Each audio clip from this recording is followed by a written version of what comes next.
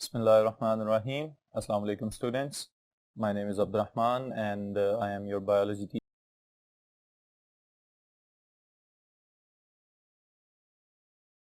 teacher. इस session में हम स्टडी करेंगे why the cell is known as basic unit of structure and function, what is division of labor और फिर उसी की continuity के अंदर what are the main parts of the cell, cell के बुनियादी हिस्से कौन कौन से हैं और सेंट्रीफ्यूगेशन. ऑलराइट, सो डिटेल्स के लिए let's move to the white board.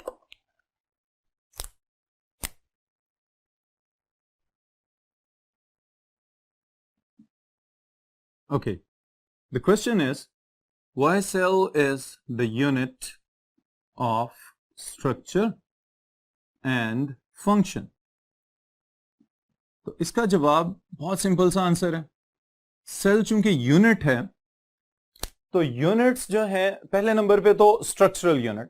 इसका मतलब क्या है, बिल्कुल इसी तरह से कि जैसे बहुत से बिल्डिंग्स हमारे इर्द गिर्द छोटे छोटे यूनिट्स ब्रिक्स पे मुश्तमिल हैं, ईंटों से बनी हुई हैं या ब्लॉक से बनी हुई हैं, बिल्कुल इसी तरह हमारे जो अजसाम हैं, जो हमारी बॉडीज हैं, they are also composed of cells. तो साख्त के एतबार से हमारी बॉडी के अंदर एक बहुत बड़ी वैरायटी मौजूद है. हमारी बॉडी के अंदर मसल सेल्स हैं, स्किन के अंदर एपिथेलियल सेल्स हैं, आंखों के अंदर कोन्स और रॉड्स के सेल्स हैं. लेकिन ये सब के सब सेल्स चूंकि बना रहे हैं साख्तों को, इस वजह से हम कहते हैं these are the structural units. फिर इसी तरह हर सेल एक स्पेसिफिक फंक्शन परफॉर्म कर रहा है. मसलन जैसे अभी मैंने आपको बताया, मस्कुलर सेल्स जो हैं ये हमारी बॉडी की मूवमेंट्स को कंट्रोल कर रहे हैं. ओके, ये जो हमारा पूरे का पूरा ढांचा है, इनकी जितनी भी हरकतें हम लोग परफॉर्म करते हैं वो स्मॉलेस्ट मूवमेंट्स हैं. हमारी आईलिड्स की मूवमेंट्स हो सकती हैं या हमारी बॉडी की जो बड़ी मूवमेंट्स हैं, मूव करना और रनिंग और जितने भी हम लोग एथलेटिक एक्टिविटीज परफॉर्म करते हैं, उस सब के अंदर मसल्स का एक बड़ा अहम किरदार है. तो दैट्स व्हाई हम कह सकते हैं कि the cells are the functional units. फिर इसी के लिए एक और पॉइंट मैं आपको बताता चलूं, और वो क्या है कि the cells they can perform almost all of the activities of life. That's why they are known as functional unit. For example, respiration है, for example metabolic activities हैं, और digestion है, enzyme activities हैं. ये सब के सब चूंकि perform कर रहा है cell, तो that's why it is also known as the functional unit. Okay? यहाँ पे multicellular organization की अगर हम बात करें तो एक बड़ा ही टेक्निकल पॉइंट है, that is known as division of labour. Because humans and plants they are multicellular living organisms. तो जो मल्टीसेलुलर लिविंग ऑर्गेनिजम्स हैं उनके अंदर ऐसा तो नहीं है कि सारे का सारा जानदार एक ही तरह के सेल्स का बनाओ. हमारे अंदर एक वैरायटी है, एक डाइवर्सिटी है सेल्स की.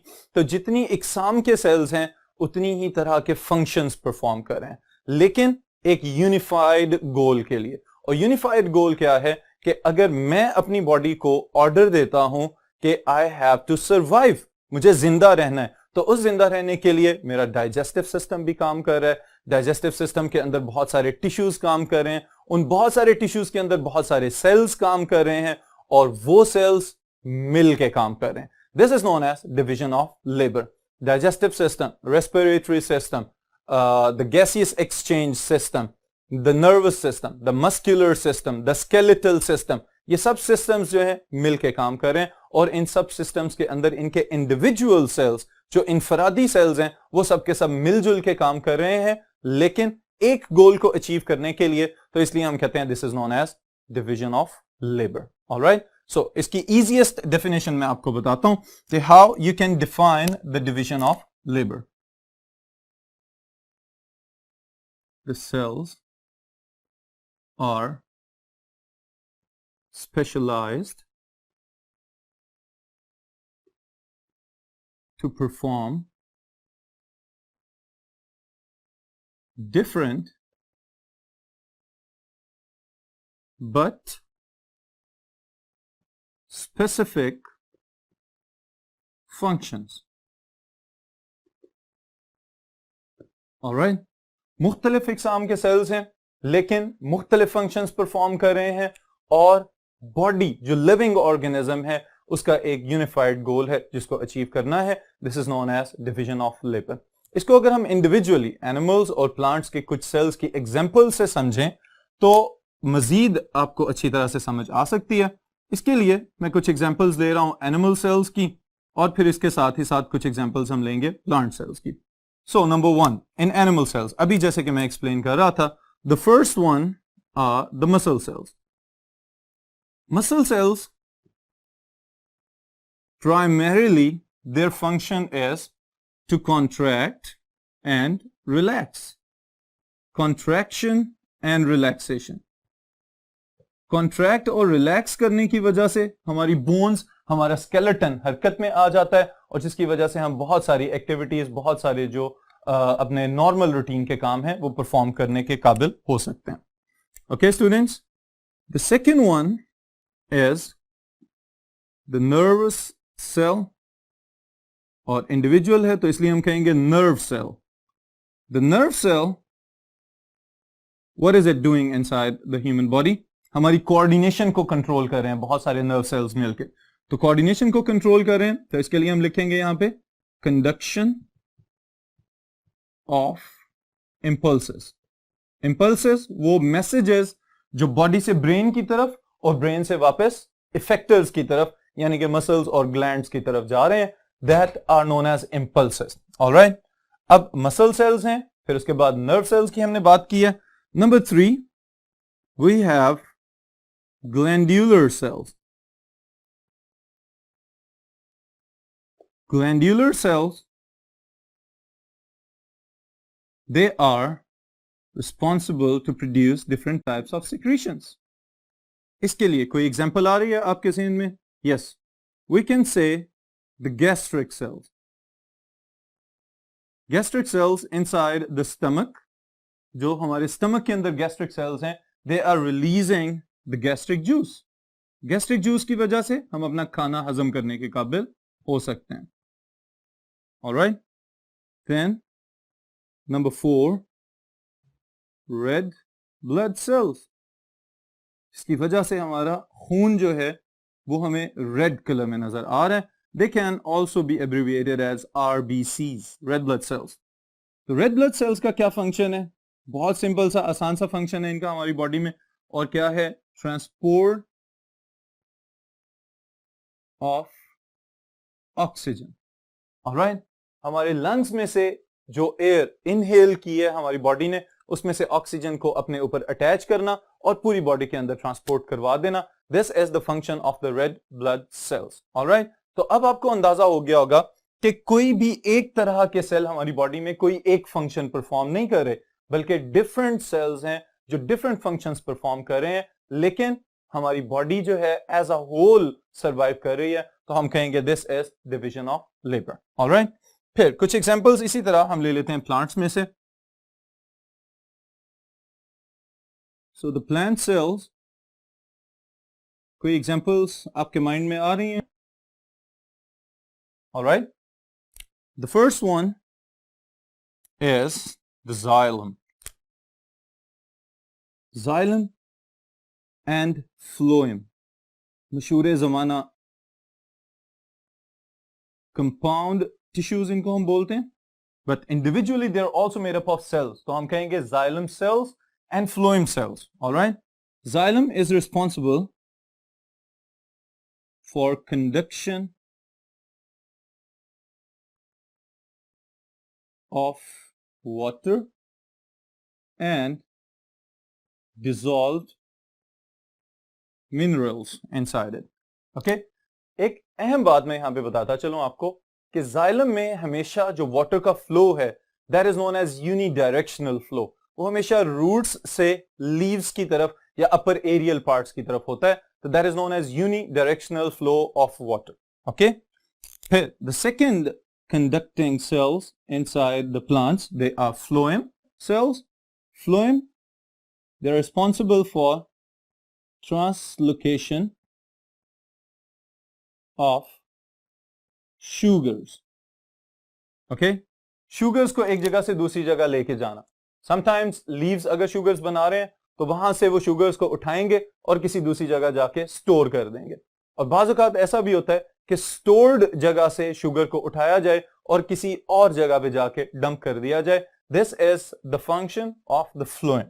ऑलराइट, देन नंबर 3, वो टिश्यूज जिनकी वजह से शुगर्स बन रही हैं, that is known as chlorenchyma. Okay, chlorenchyma are responsible for synthesis of glucose inside the leaves. Okay, क्लोरेन्काइमा, इसके नाम से आपको आइडिया होना चाहिए कि it is the chloroplast and chlorophyll containing cell. Then sclerenchyma.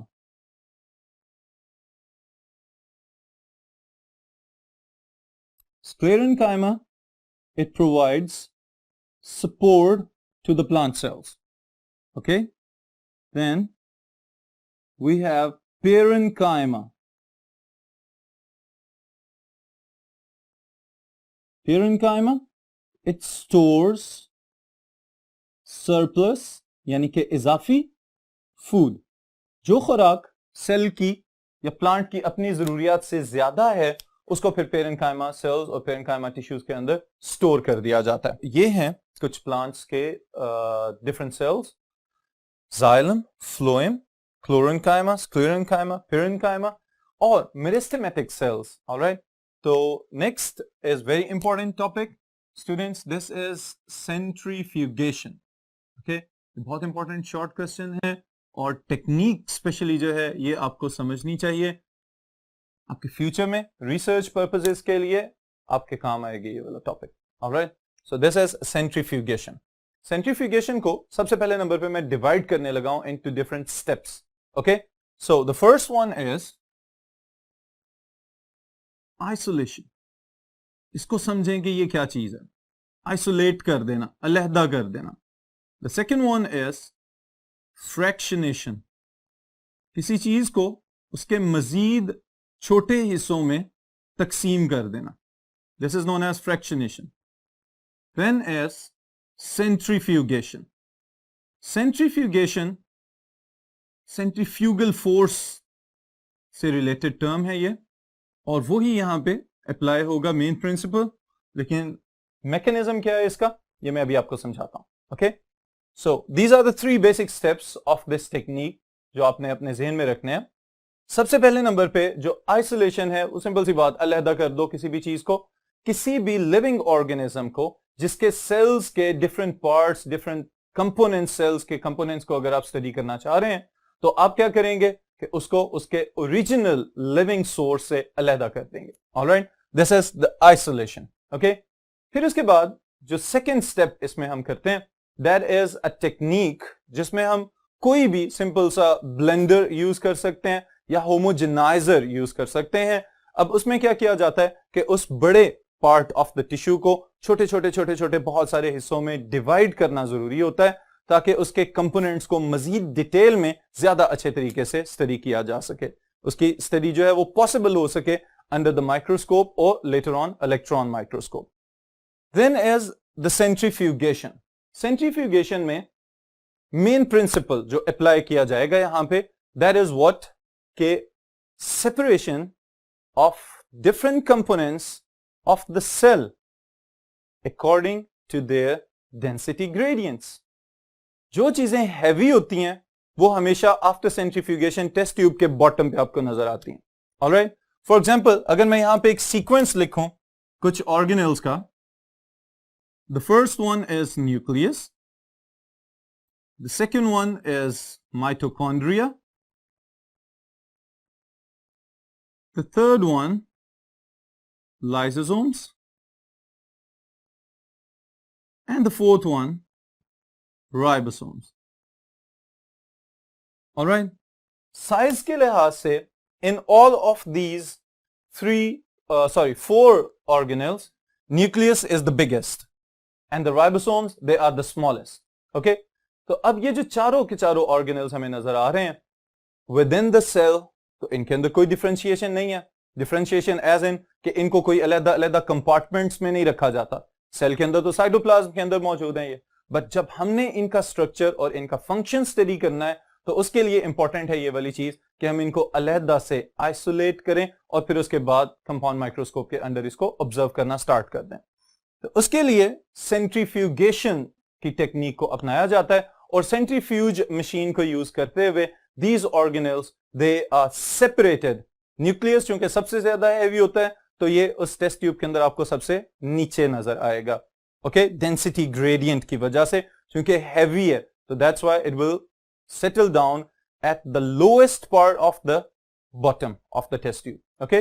फिर इसके ऊपर the second one will be mitochondria. Mitochondria nucleus के बाद दूसरे नंबर पे हैवी है, डेंसिटी इसकी न्यूक्लियस से कम है तो ये उसके ऊपर आ जाएगा।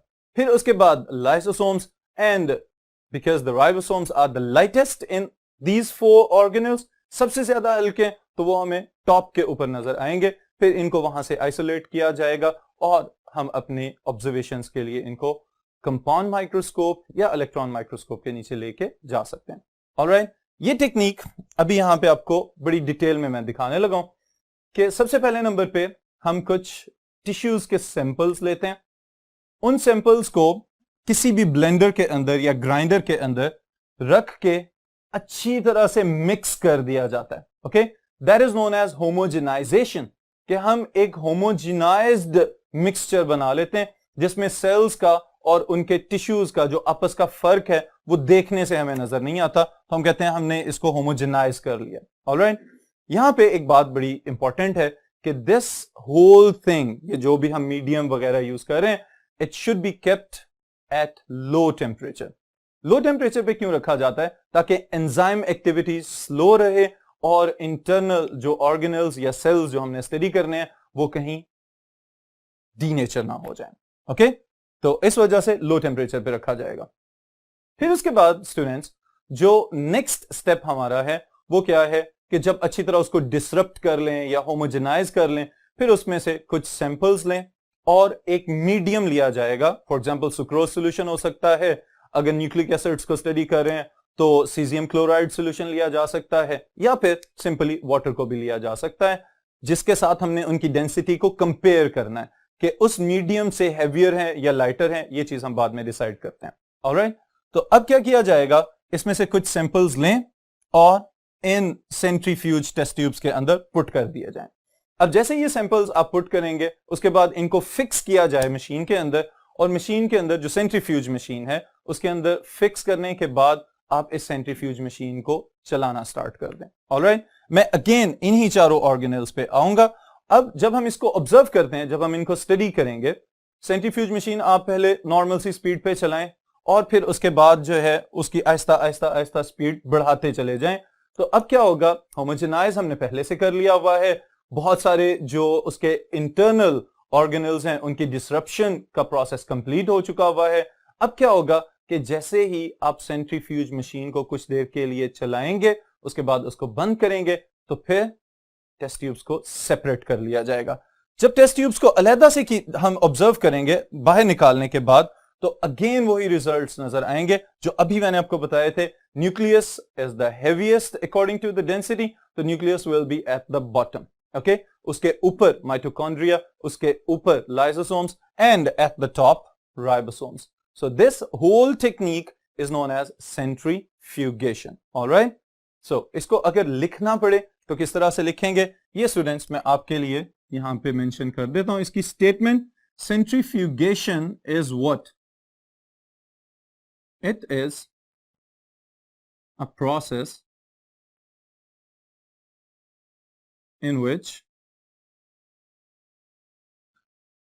the cells are homogenized, or you can say disrupted, and then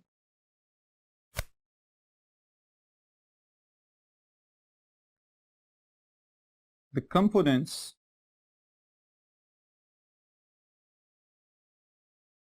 are separated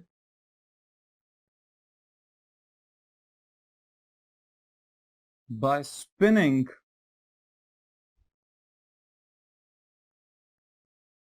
the cells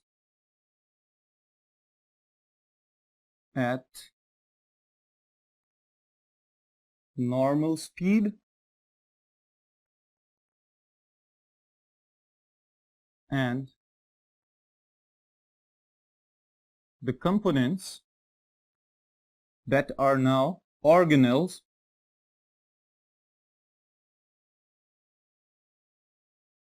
are separated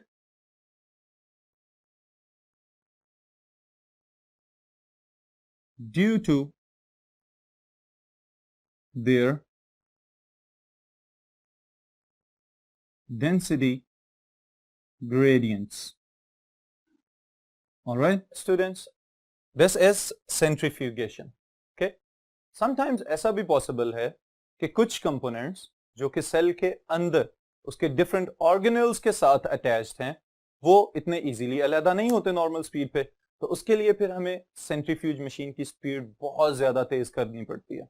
जब हम उसकी speed बहुत ज्यादा तेज करते हैं तो उसके लिए फिर term use की जाती है ultra centrifugation. Okay, ultra centrifugation same यही चीज ऊपर वाली डेफिनेशन आप अप्लाई करेंगे, लेकिन you will only change normal speed with the high speed. आप सिर्फ लिखेंगे कि नॉर्मल स्पीड की बजाय हाई स्पीड पे अगर डिफरेंट कंपोनेंट्स को सेपरेट किया जाता है विद इन द सेल्स तो फिर हम कह सकते हैं कि this is known as ultra centrifugation. Alright, next there is another short question. This short question is, what are the basic components of a cell?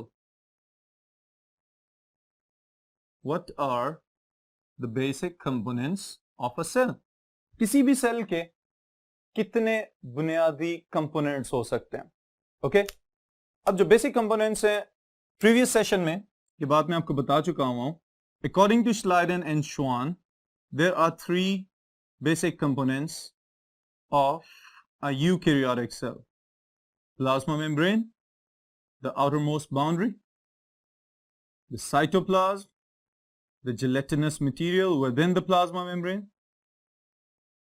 and the third one is the control center of the cell, that is nucleus. अब plasma membrane eukaryotic prokaryotic cells में common feature है. Cytoplasm itself it's a common feature. Nucleus की base पे the living organisms they have been classified into two basic streams. दो बड़ी classes बना दी गई हैं सेल्यूलर ऑर्गेनाइजेशन की बुनियाद पे, and they can be classified as types of cells. और टाइप्स ऑफ सेल्स की वजह से living organisms have been classified. Alright, so the first one are prokaryotes, the second one are eukaryotes. Prokaryotes, they are made up of primitive type of cells. पुरानी किस्म के sales हैं इनके पास, और किस वजह से इनको हम कह रहे हैं कि they belong to the primitive class of the organization? वजह इसकी है they lack a definite nucleus. इनके पास वेल डिफाइंड न्यूक्लियस मौजूद नहीं है. ऑलराइट, अभी जो ऊपर बात मैंने आपको बताई थी कि न्यूक्लियस की बुनियाद पे लिविंग ऑर्गेनिजम्स को दो डिफरेंट बड़ी क्लासेस में डिवाइड कर दिया गया है. तो उन दोनों क्लासेस में जो पुराने वाले थे they lack a definite nucleus. Alright, although इनके पास न्यूक्लियस नहीं है, लेकिन दे हैव क्रोमेटिन बॉडी और न्यूक्लियोइड. एक डेंस रीजन होता है प्रोकैरियोटिक सेल्स के साइटोप्लाज्म के अंदर जहां पे इनका जेनेटिक मटेरियल डीएनए उसको सस्पेंड करके रखा जाता है. चूंकि it is not bound by a definite type of nuclear membrane, that's why we call it is a primitive type of the nucleus. Okay, इसके पास जो न्यूक्लियर एनवेलप है वो मौजूद नहीं है, इस वजह से हम इसको कह रहे हैं कि ये एक प्रिमिटिव टाइप का सेल है. Alright, Then what could be the possible examples? Most familiar, bacteria. All right, bacteria best example है prokaryotic cells की, क्योंकि यूकैरियोटिक ऑर्गेनाइजेशन से पहले से बैक्टीरिया जो है इस कुराए अर्ज के ऊपर एग्जिस्ट कर रहे हैं. Then the eukaryotes. Eukaryotes are complex. In other words, हम ये भी कह सकते हैं they are a little bit advanced than the prokaryotic cells. Then they have a definite nucleus. इनके पास एक वेल डिफाइंड न्यूक्लियस मौजूद है. ऑलराइट, और प्रोकैरियोट्स की निस्बत थोड़े ज्यादा कम्प्लेक्स हैं. क्योंकि डेफिनेट न्यूक्लियस मौजूद है तो इनके अंदर मल्टी सेलुलर ऑर्गेनाइजेशन डेवलप हो चुकी है. ऑलराइट, ये किस तरह से डेवलप हुई है, न्यूक्लियस का क्या रोल है, हम डिटेल में देखेंगे आने वाले सेशंस के अंदर. Well, right now the eukaryotes they are further divided into two major classes of living organisms. कौन कौन से हो सकते हैं?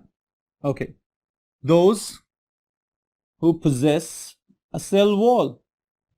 कुछ वो हैं जिनके पास सेल वॉल मौजूद है. Alright, and those who lack a cell wall, जिनके पास सेल वॉल मौजूद नहीं है. Okay, so the first one, plants, the producers of the ecosystem. Directly और इनडायरेक्टली पूरे के पूरे इकोसिस्टम को खुराक प्रोवाइड करने वाले जो जानदार हैं, दे आर द प्लांट्स. और इनकी जो सेल वॉल है that is made up of cellulose. Alright, the second group is fungi, and the third one हम ऐड कर सकते हैं यहां पे algae. Alright, ये सब के सब यूकैरियोट्स हैं. All of these three groups they have a definite nucleus. इनके पास एक true nucleus मौजूद है that is membrane bounded, और यूकैरियोटिक ऑर्गेनाइजेशन में सेल वॉल वाले तीन बड़े ग्रुप्स ये बना रहे हैं.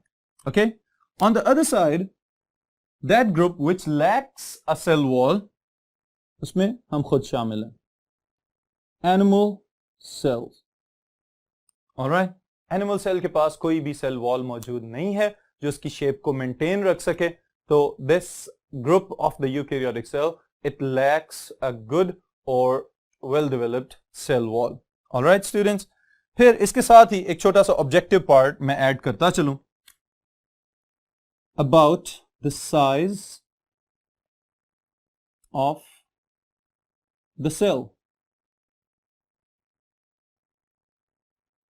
About the size of the cell, the smallest cells, they can range up to micrometers.